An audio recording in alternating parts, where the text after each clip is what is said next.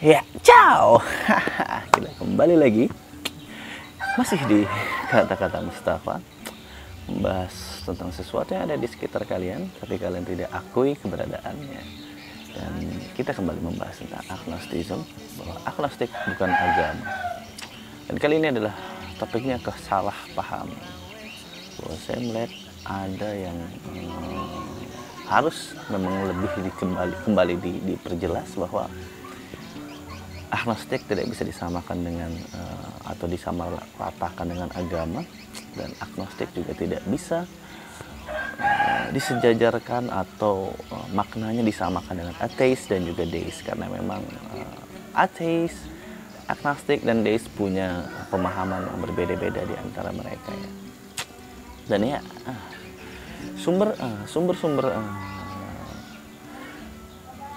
konten ini berawal dari beberapa orang yang terus mempertanyakan kepada saya bahwa agnostik tidak seharusnya disebarkan, agnostik tidak seharusnya dijadikan sebuah konten, karena menurut mereka bahwa agnostik memang memiliki tempatnya sendiri. Kalau memang agnostik adalah orang yang keraguan, harusnya tidak ada yang berbicara tentang agnostik. Berbeda dengan ateis atau teis yang memang memiliki penegasan atau pernyataan di dalam setiap pemahamannya. Sedangkan agnostik ini kan ilmu pengetahuan atau filsafat pemahaman yang menjelaskan tentang ketidaktahuan atau keraguannya.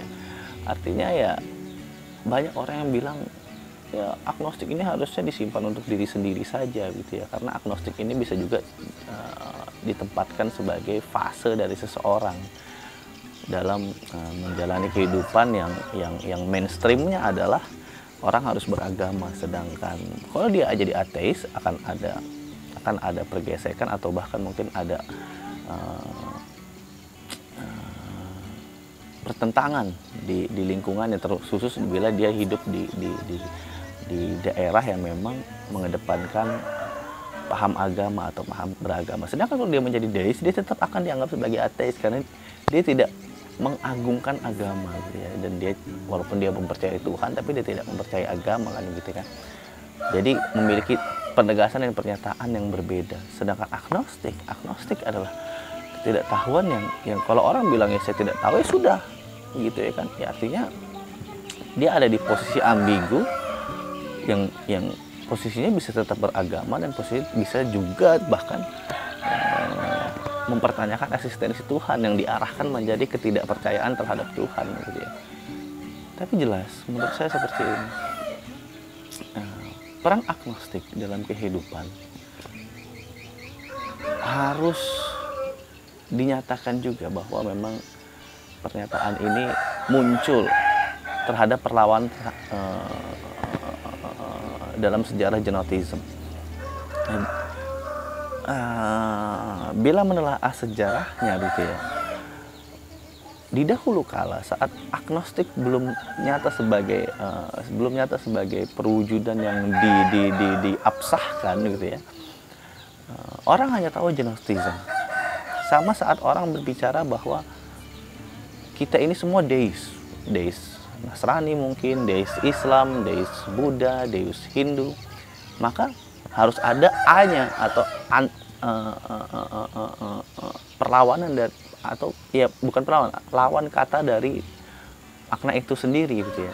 Seperti deis ya akhirnya muncul ateis karena ada beberapa orang yang memang belum mempercayai eksistensi Tuhan gitu ya.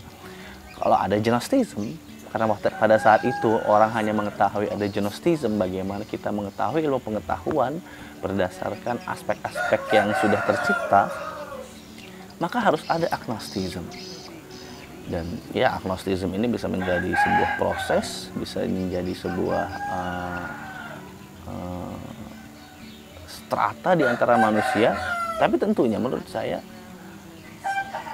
agnosticism ini bisa ada di setiap tempat, karena ya siapa, kan kembali lagi saya pertanyakan, siapa orang di dunia ini yang merasa dia paling tahu gitu ya, kecuali Pak D, core to the core ya mungkin. Tapi ya kita kembali lagi, siapa yang terlahir bahwa kita langsung tahu. Bahkan ada sebuah meme saya lihat di explore saya gitu ya, karena mungkin ada beberapa orang memang yang dalam followers atau dalam following saya itu adalah orang-orang ateis, dia memberikan sebuah gambar, sebuah meme gitu ya, bahwa pada dasarnya kita semua ini ateis karena saat kita lahir, saat kita masih belum memiliki pemikiran yang matang, ya kita tidak tahu dan kita tidak mempertanyakan eksistensi Tuhan itu ada atau tidak, karena kita masih anak kecil gitu ya, kita masih anak bayi begitu ya kan. Nah, kalau misalnya orang melihat ini sebagai suatu doktrin gitu ya, atau suatu apa ya, infiltrate supaya orang itu mengakui dan menerima bahwa kita ini memang bisa jaga seorang ateis, ya dia akan membenci meme itu ya. Tapi kalau misalnya secara satir ya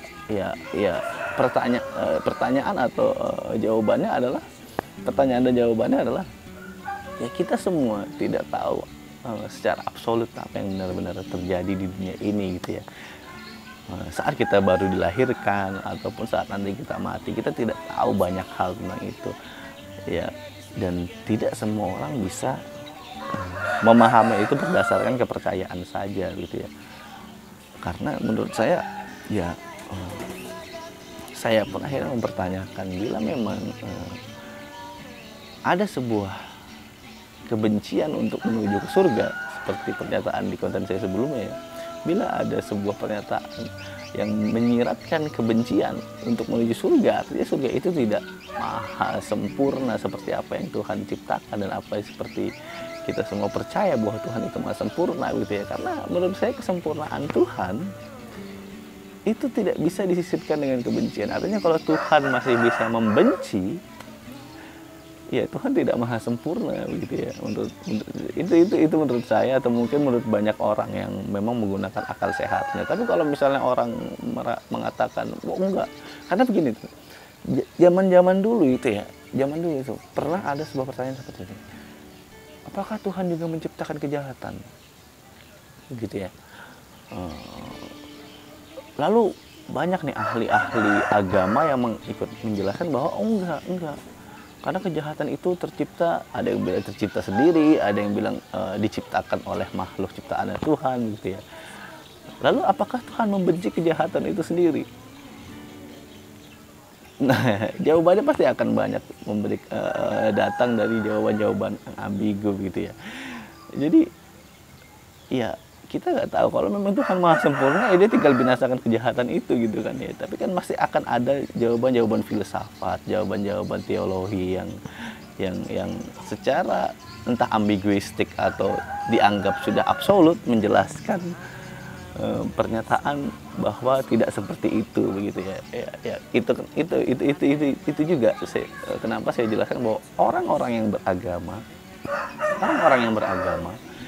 itu harusnya memahami dan memaknai agamanya layaknya dia memang orang beragama begitu ya, bukan orang yang mengatakan aku beragama tapi dia hanya mengakui agamanya berdasarkan doktrin yang sudah berjalan gitu ya kan. Ya artinya saat orang akhirnya mempertanyakan keabsahan agama dalam dirinya, maka akan jawabannya tuh wawiwu.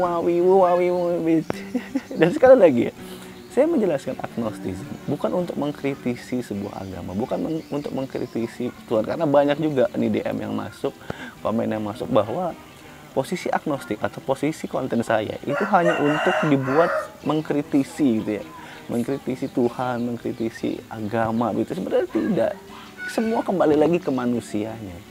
Karena ya kalau memang niat saya nih ya, kalau memang konten ini dianggap baik, saya maunya baik agar orang-orang yang beragama ini benar-benar mempelajari agamanya, sehingga setiap orang yang mempelajari agamanya itu bisa menjelaskan ini loh agamaku seperti itu ya. Bukan oh kamu mempertanyakan agamaku berarti kamu membenci agamaku, berarti kamu tidak mempercayai agamaku. Bukan seperti itu begitu ya, bukan seperti itu. Ini kenapa saya katakan bahwa agnostik bukan sebuah agama, karena banyak kesalahpahaman yang terjadi di lingkungan kita. Bahwa saya ingat dulu saat saya katakan ke orang tua saya gitu ya, kayaknya sekarang saya adalah agnostik. Orang tua saya langsung tanpa memahami, tanpa mengetahui apa itu agnostik, dia langsung bilang apa itu agnostik. Dan dia langsung beranggapan bahwa saat saya jelaskan secara apa adanya dan memperlihatkan itu ke Wikipedia gitu ya, dari Wikipedia mereka bilang, oh sudah agnostik ini sama dengan ateis gitu ya.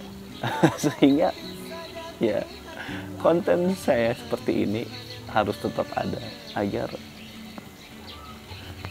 kesalahpahaman itu tidak diseimbangkan dengan bahwa ya kita paham sudah begitu, kita tahu sudah, ya itu sudah jawabannya. Tapi kita tidak mengetahui inti dari jawaban itu sendiri, tidak bisa menjabarkan inti dari jawaban itu sendiri gitu ya. Dan sampai kapanpun saya rasa akan tetap ada agnostisme.